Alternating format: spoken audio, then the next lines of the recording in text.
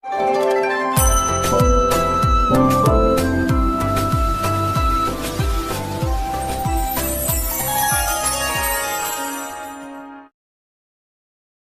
जगन्नाथ मु दिवाकर दास आपण मानक प्रणाम करछे। आसंता 15 तारिख महाशिवरात्रि जागर आपण राशि अनुसार देवदेव महादेव उपरे यही सब द्रव्य अभिषेक करे आपण मनोवांछा फल प्राप्ति करें। मनोकामना आपणकर पूर्ण हम जदि राशि अनुसार आप चढ़ाऊँच आपण राशि अनुजाई कौन द्रव्य शिव मस्तक तो आप कौन चढ़े मन भितर आपणकर रही प्रश्न।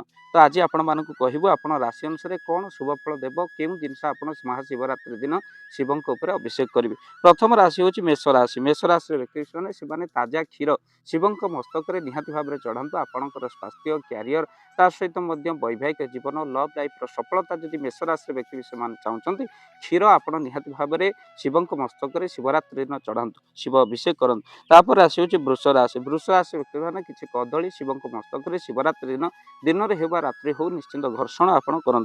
मेष राशि वृष राशि पर मिथुन राशि व्यक्ति विषय से दुदुरा फल शिव मस्तक किसी हलदी लगाई निहाती भाव में आपण चढ़ातु। मिथुन राशि पर कर्कट राशि। कर्कट राशि व्यक्ति विषय से आपण किसी गहम नहीं शिव मस्तक दिन में हो आप चढ़े आपण आखुर रस आपण चढ़ई पारे। कर्कट राशि व्यक्ति विषय बहुत सफल दब आखुर रस शिव को अभिषेक कर किसी गहम नहीं आप गहम को धोई परिष्कार कर आप सुखे दिंतु आपर से गहम को शिव अभिषेक करता पूर्व दिन गहम सुखे दिंतु जहाँ शिव मुंडे आप अभिषेक करेंगे गहम किंबा आपण आखु रस। तापर राशि हूँ सिंह राशि व्यक्ति विशेष माने आपण कौन करेंगे ना दुदुरा फूल आपणकर बहुत सफल देव। दुदुरा फूल सिंह राशि व्यक्ति विशेष माने महाशिवरात्रि दिन शिव मस्तक निहाती भाव में चढ़ातु जहाँ अतिशय शुभ फल आपन को देव। तापर कन्या राशि। कन्या राशि बेलपत्र आपण निहाती चढ़ेवा दरकार शिव मस्तक शिवरात्रि दिन आपण राशि अनुसार बेलपत्र बहुत सफल देव। आप बेलपत्र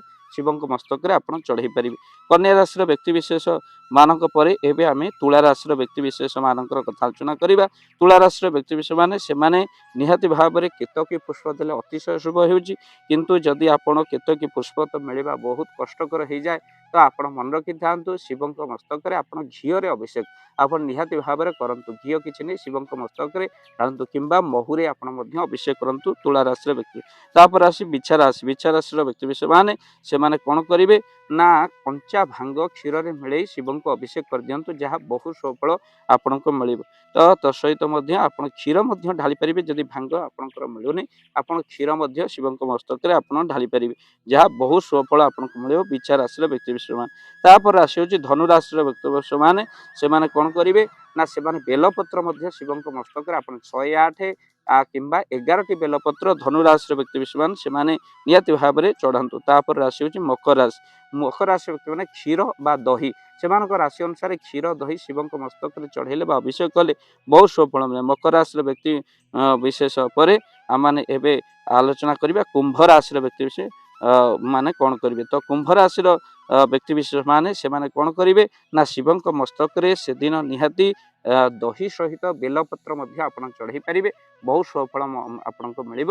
आप कुंभ राशि दही निहाती भाव में अभिषेक शिव मस्तक करूँ क्षीर चढ़ई पारे। तापर शेष राशि हूँ मीन राशि। मीन राशि व्यक्ति विशेष से कौन करेंगे ना मीन राशि व्यक्ति विशेष आपड़ कौन करेंगे ना शिव मस्तक आपण क्षीर सहित आपण किछि जदि आपण घीओ शिव को अर्पण करती बहुत सफल आपको मिले। घीओ अभिषेक करेंगे यह मीन राशि व्यक्ति विशेष बहुत सफल देव। वीडियो को शेयर करेंगे चैनल रे जदि ना चैनल को सब्सक्राइब कर दिंतु। किसी धड़ा फूल आपण शिव पूजा करूँ आउ तो सहित से शिव मंदिर प्रांगण बसी ओम नमः शिवाय 108 थर मंत्र जप करूँ आपण मनोकामना निहाती भाव में पूर्ण हो। जागर आपण कौन नियम पालन करेंगे ये तो आपणकर वीडियो माध्यम आम कहीचु जो न देखी चैनल को जाए आप देखिपारे। जय जगन्नाथ जय पंच जय जगन्नाथ। धन अर्जन धर्म करी धर्मे प्राप्त नरहरि। आपण उपार्जित धन को जदि धर्म कार्य लगेवाई चाहूँगी किसी असहाय असुस्थ व्यक्ति पाखे आम प्रतिदिन पहुँचू आउ किसी सहयोग करूँ। जदि आपणकर से गुंडुची मूषा भली दान से कार्य लगे चाहूँगी स्क्रीन रे चलीथिबा ए नंबर रे एबे कॉल करंतु आमे दबु आपनको फोन पे नंबर आपनकर जेतिकी समर्थ रहिछि बा सामर्थ्य अनुसार आपण प्रदान करिवे आपनकर अर्थ राशि एबे आपण जानिके आनंदित हेबे। गोटी एम्बुलेंस किना जाइछि केवल रोगी सेवा पई जदि आपनकर किछि अर्थ से एम्बुलेंस पई आपण सहयोग करिबा पई चाहंती तो एबे कॉल करंतु एही नंबर रे आपनको अशेष अशेष धन्यवाद। जय जगन्नाथ।